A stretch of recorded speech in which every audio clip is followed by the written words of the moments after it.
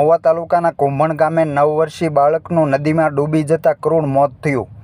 મહુવા તાલુકાના કુંભણ ગામે સ્કૂલેથી રિસેસ પડતા 9 વર્ષનો વિદ્યાર્થી બપોરે ઘરે જમવા જતો હતો ત્યારે સ્કૂલ અને ઘરની વચ્ચે આવેલ તળાવમાં અચાનક પગ લપસી જતા વિદ્યાર્થી પાણીમાં ડૂબી જવાથી મોત થયું હતું। મહુવા તાલુકાના કુંભણ ગામે રહેતા કાદરભાઈ ભલાભાઈ રાઠોડનો પુત્ર કુંભણ ગામની શાળામાં ધોરણ 5માં અભ્યાસ કરતો અયાન કાદરભાઈ રાઠોડ ઉંમર વર્ષ 9 જે કુંભણ ગામની પ્રાથમિક શાળાએ અભ્યાસ કરવા માટે ગયેલ હોય અને રિસેસ પડતા ઘરે માટે નીકળેલ ત્યારે ઘરે નહીં પહોંચતા ઘરના લોકોએ તપાસ કરતા શાળા અને ઘરની બહાર તળાવ આવેલ જ્યાં અયાનના ચંપલ પડેલ હોય જેથી સ્થાનિક રહીશો દ્વારા તળાવમાં શોધખોળ કરતા તળાવમાંથી અયાનનો મૃતદેહ મળી આવ્યો હતો।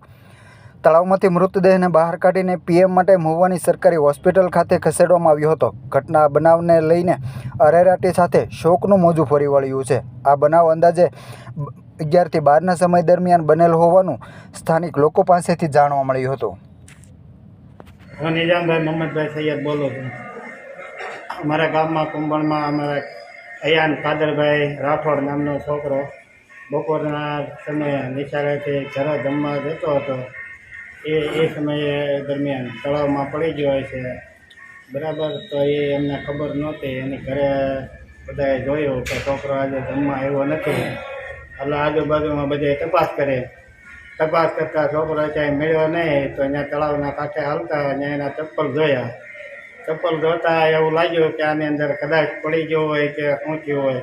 તો એમાં તપાસ કરવા દરમિયાન એ છોકરો અમને એમાંથી મળી આવ્યો છે અને સરકારી દવાખાને મહુવા લાવ્યો।